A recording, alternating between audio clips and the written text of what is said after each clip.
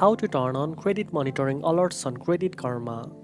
First of all, open the Credit Karma app on your phone and log into your account. Next, tap the three-line menu icon at the top right corner of the screen to open the main menu. Now scroll down and go to the Settings section. Under Settings, tap on Notifications option. Here you will see the option for credit monitoring alerts. Turn on the toggle switch to enable alerts. Credit Karma will now notify you of important changes on your credit report, such as new accounts, hard inquiries, or significant updates to your credit score. Make sure notifications are also enabled in your phone setting so you don't miss any alerts. Keeping these alerts active is a great way to stay updated on your credit status and quickly spot any unusual activity.